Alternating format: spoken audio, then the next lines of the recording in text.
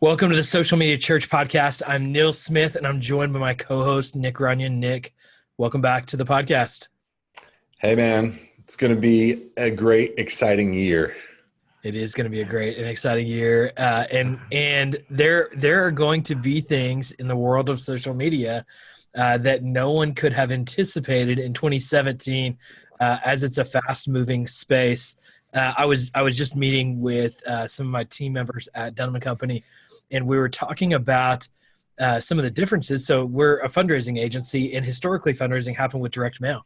And the reality is what works in direct mail 10 years later continues to work in direct mail. Like, things develop and you develop strategies and you tweak and adjust and you improve all the time, but it doesn't change tremendously. Where the reality of what's happening with clients is we gave them strategies 10 months ago that worked 10 months ago. And now we're saying, well, now you need to do it totally different. And they're getting frustrated because they're like, wait, but you told us this. I'm like, yeah, we did. But now we're telling you something totally different because it's moving so quickly. Nick, I'm curious, and we're going to dig into Vine 2 in this conversation. But before we get into Vine 2, how do you at CV and just you as an innovator continue to flex and adjust and adapt to the speed of technology? I think that it begins with proper measurement. Like, you have to know what it is that we're doing, how are we going to measure success, and then make sure that your systems are set up in order to capture that stuff. Yeah. And I think that's where, in your example, you can tell a client, yes, it's been working. We told you that 10 months ago, and look, here's how we measured success. But it's not just, oh, here's a new thing, let's try that out. You've got measurable results that show that it does deliver on whatever it is that you're trying to accomplish. Yeah. That thing, that whole idea, I think is really difficult for people to get their heads wrapped around, including myself. Yes. There's a discipline to stay on task, and to stay engaged in measuring your workflows or whatever the case might be over and over and over. Yep. Being there's a rigor there that's required in order to say, oh yeah, this thing is producing the results that we intend or not. And then how do you use those key performance indicators to adjust your behavior? Yeah. I love that. I think there's two sides to measurable results that where I feel like churches and ministry leaders will sometimes miss it with social media, or maybe this is just there's not even a clearly defined, here's how you measure success on social media. Is one, a lot of churches, most churches don't measure success, period, on social media. There's maybe two measures of success: giving and butts and seats, and if a church looks at, well, here are two KPIs that we're measuring, how many more people are attending a worship service and how many more, what's our giving connected to that. And so when you try to connect social media, then the metric is it getting more people to come to church? Is it getting more people to give, donate to, to tithe? And so it's hard to know what to measure sometimes. And then the other side is you don't measure anything and you just kind of just say, so I think here's the two sides. You either measure nothing and you just kind of like, well, we just do it because I listened to a podcast and they said I should do social media, or we do it and we expect immediate results. And so we don't know what to measure in between that initial touch point and the desired end result. Does that make sense? Yeah, it makes perfect sense. And I'm laughing to myself here because we had this conversation going on in a private Facebook group that we have for some of our CV outreach partners the other day. Because I think it is a common question. It's like there's a disconnect. How does social media activity from your church's Facebook page transfer down to the things that we really care about, like mission effectiveness? And like, how can you track a baptism from social media activity or something like that? One of our partners, Justin Allison, asked a great question. He's like, I want to create a weekly digital reach engagement kind of metric. Yeah. And we were just talking about that. So, and I think, the thing is to typically start with, I'm going to roll up all these numbers that Facebook and whoever pushes to me, and I'm just going to report that. Well, I mean, you can, but sometimes in the worst case, that's a vanity metric. It's just a big number that makes you feel good. Yep. But what's it really mean? Yep. In the best case, you you can tease out from there, like what's the onward impact. And that's what we were really talking about, was with him and with others in this conversation, which I think what became a good conversation. It was like, what's the end goal? You know, yeah. Peter Drucker always was great about that stuff. All of the Peter Drucker business stuff I love. And he's like, begin with the end in mind. Well, that's the same thing here. Like, how do you build to that?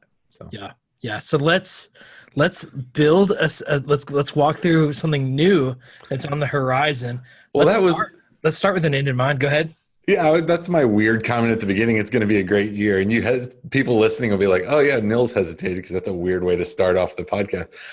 I misread the cue. I thought we were going straight to Vine too. We're going. I went on a tangent immediately, unintentional. This is you can go to your counseling session with Jay Cranda, because this happens often, and he is still in counseling from the tangents from this podcast. So I will let the two of you process through what it means to have a conversation with me.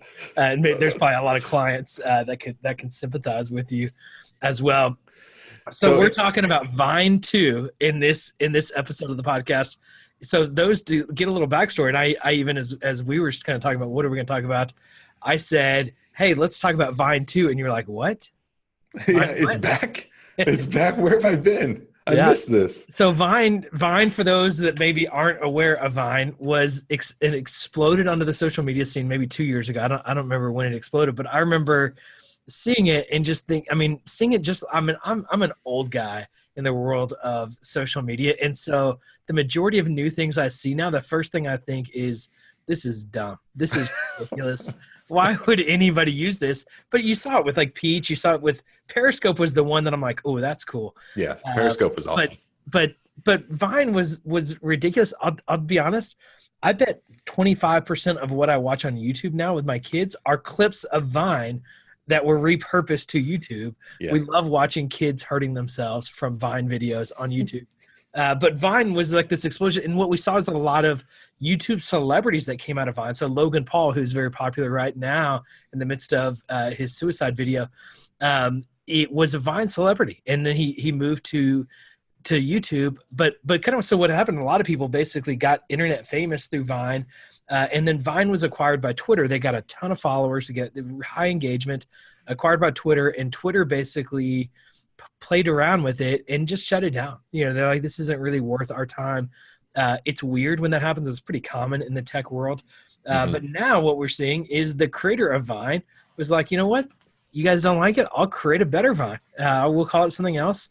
We'll get all those old Viners, and let's just do this again, but do it better. We'll get the band back together. They're getting the band back together. So the first Vine video I ever watched, so I got that app, I downloaded it, and I saw Gummy Money by Nicholas Megalis.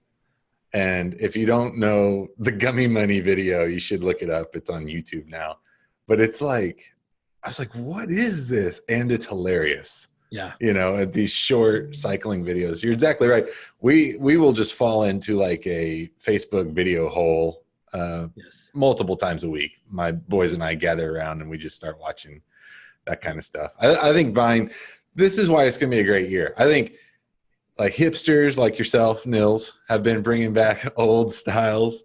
I got a call the other day actually from my dad, and he's like, hey, I got a tip for you. Hot tip from Dad. Wool is coming back. And I'm like, I was cracking up.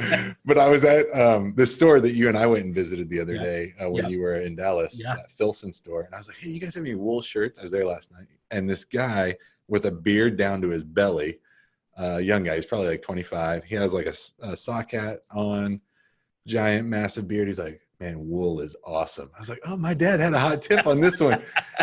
But like, here's the whole thing, like Vine's coming back too. So now we're getting into like the retro. So record players are big. Yeah. I don't know if you've seen the Sony Walkmans. I tried to buy a Sony Walkman for my son for Christmas. No. Because of Guardians of the Galaxies. Those things were like $80 on eBay or something.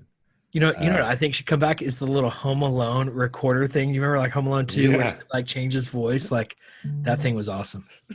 Game Boy? Original Game Boy. I've been trying to find one. Yeah, I bet there's some of those out there. Yeah. And then you give it to my son. And he's like, this is dumb. You know, I want an iPhone. Why would you ever play with this? Right. Okay. So let's talk about Vine 2. So we don't know what Vine 2 is going to be, but we do know something is coming. It's probably going to be similar to Vine. So if you are a church leader and you hear something is coming, I think you have a couple of options here. You can do what most people are going to do and just say, you know what, let's see what happens. You know, I'll keep an eye on it. I'll maybe, you know, look for articles when it comes out, and maybe I'll even download it when it comes out and see what other people do. Or you can kind of be one of those early adopters and jump in and say, you know what, we're going to try to make a splash here on this new app. And maybe, you know, maybe there's going to be a land grab and getting there early. And so, you know, there's a lot of value in getting there early. I think about with online church, we grew to 100,000 on our Facebook page in the first 6 months. And then about 40% of people that liked our page saw our content because that was early days of Facebook. We got in early. I saw the same thing with Twitter. You know, when getting in early, you know, really helps kind of build that traction if you go all in pretty quickly. And then if you sit and wait on some others, you can just feel like you're constantly playing catch up. Yet at the same time, you go in early. Like I remember with Peach came around. I was like, oh, I got to figure this thing out. And then it was gone by the time I even halfway figured it out. And so this is that you can waste a lot of time doing this, or you can maybe catch traction. Nick, I would love to hear how you would process for church leaders. How would you navigate this potential new development? This is where I always feel like I really feel inadequate. It's because we can sit and have this conversation, and I'm going to default to, oh, you know, you have to add something that's valuable, and you know, but like oftentimes a lot of this stuff to just gain an audience and some exposure is completely out of left field. Yes. You know what I mean? Totally. It's like gummy money videos or fail videos and all that. So what are you saying, Nils? Like a church should jump on and just start posting fail videos? Like, oh, look, maybe this kid dropped the communion plate as we're passing it, you know, juices everywhere. So maybe. I think, honestly, I think there's a couple of things. I think we do know here's what went viral before. You know, so here were some of the viral nature of Vine. I think you can almost say, you know, we're not looking to go viral. We're looking to build an audience that's kind of native to who we are. But we want to capture a new audience that might be more attentive where there's less content competing with their content. So we want to kind of build that quickly. So I'll tell you what I would like to do, you know, and where I would like to see some ministries get creative. You know, I have a feeling it's going to be very similar to the old Vine. And I would almost assume it's going to be identical and then adjust from there. And so if you know it's going to be kind of these 6-second videos, then pull together the most creative, 3 of the most creative people you can at your church and just say, what should we create over the next month, assuming it's going to come out in a month, so that when it comes out, we're releasing a video every 15 minutes. And we are just flooding that with creative, over the top, interesting content. And I think to your point, Nick, I would do church fails. You know, I would do like the communion spill, you know, the whatever, you know, whatever it might be, or like the whatever pastor fails, you know, or I think about like John Christ is crushing Facebook right now with just his short videos making fun of Christians. People like sarcasm, people like goofiness, but Vine is a little different than Facebook. And I'm watching John Christ on Instagram, and he's funny, but it's not the right medium that is getting the same traction on Facebook and YouTube.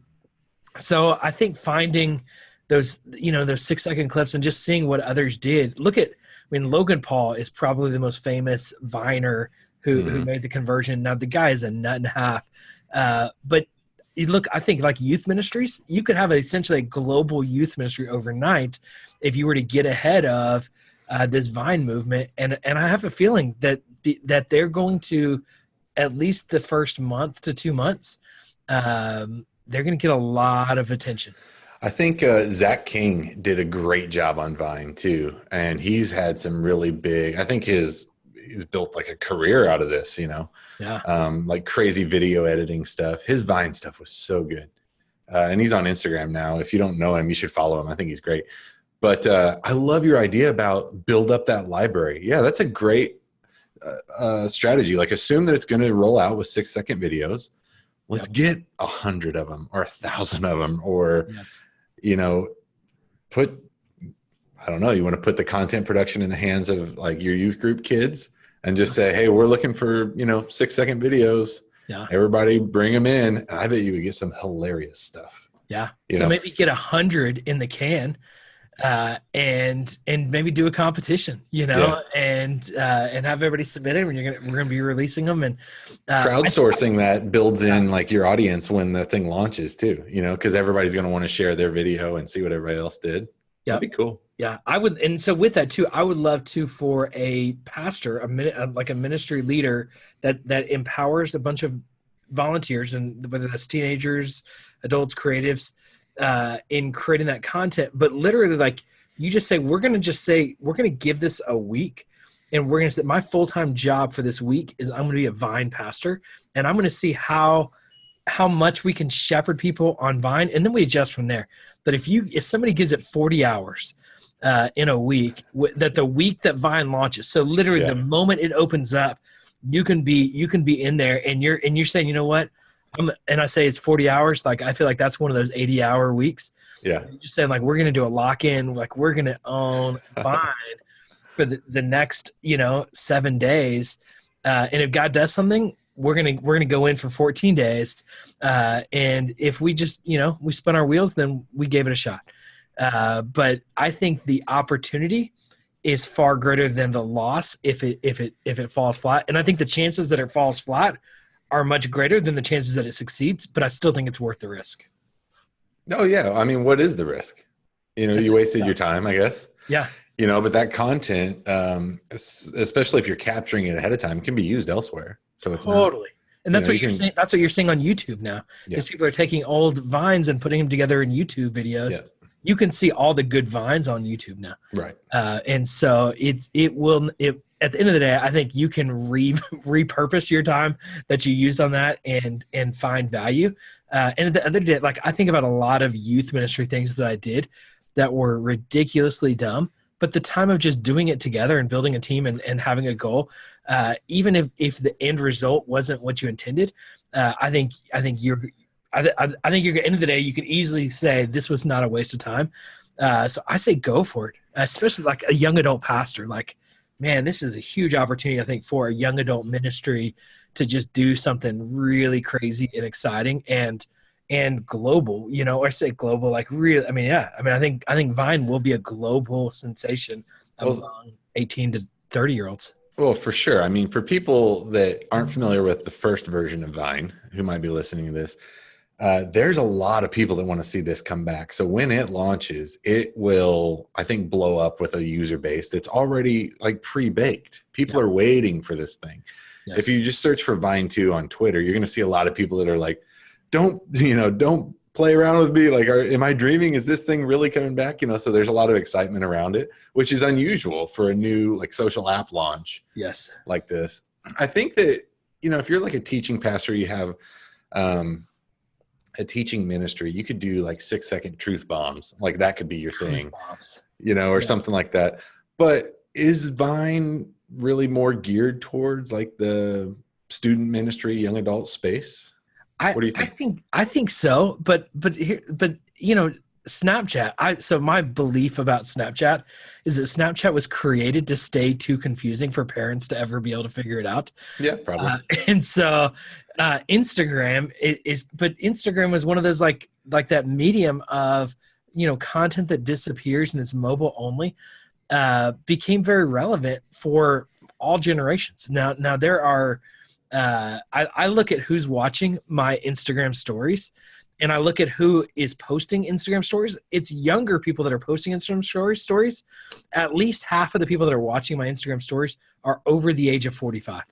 And so I think you're seeing consumption having a mass audience. And so I think Vine might actually have an audience that that can be older, but I think it's going to be a 14 to 25-year-old, focus, and which is where I feel like it's a youth, young adult focus. But there are niches and everything. I think about even if I'm thinking about like what I might do as a personal brand, I'm like, maybe this is an opportunity to just do dad fails. And I just record like 100 dad fails.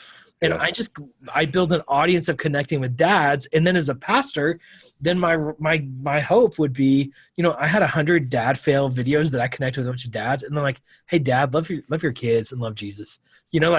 I create then a connection to introduce a conversation about Jesus, or, go to my YouTube channel and you can learn more, let's connect in a deeper way here, but I'm just going to connect with dads. And this is going to be a front door for me to move them maybe to another space where we have more meaningful interaction that goes beyond 6 seconds. So I think if we're just creative enough, and at the end of the day, what is probably not going to work on Vine that we want to work everywhere is taking the pulpit and putting it on Vine. So taking sermon clips and putting those on Vine is probably not going to work. You're going to have to get a little more creative than that in this medium. So that's I think the suggestion to build that content library to be released whenever it launches, I think that's a great idea. And when it launches, you're going to be in a content stream of 6 second craziness. Yes. So think about like, who's my audience? What's their context? That's the context. How do you engage there? But just a massive kind of volume of Vine videos that play seems really smart to me. I like that. Yeah. So we'll see, man. We'll see what happens with Vine 2, what it will be called. We will talk about it again here on the podcast. I think it's interesting and exciting for churches to think, 2018 is a whole new opportunity. If you feel like you are playing catch up, there are opportunities for you to be on the front end of new developments and new technologies. I think there are so many things we talk about here with virtual reality and augmented reality and messenger bots, and there's plenty of room to get ahead and not just play catch up. And so I can't wait to see how creative churches are. I think we have a creative God, and I think we have the best story ever to tell. And so let's use these mediums to reach people and love people and tell them about Jesus. So. Yeah, I think let's get the conversation going too on the Facebook page. I mean, share some ideas. We'll make a post today about that, and then what are your better ideas than church fails, dad fails, and what was the other one? Youth group crazy. Youth group crazy, yeah. So let's see what everybody comes up with. That'd be good. Yeah. So go to the Social Media Church Facebook page, leave a comment, join the conversation, and let's figure out Vine 2 together, and let's go crush it together. Thanks everybody for listening to this episode of the Social Media Church podcast. If you would take the time to leave a review on iTunes, it would mean the world. It would help other people find this podcast and become a part of the conversation. We will talk to you next week on the Social Media Church podcast.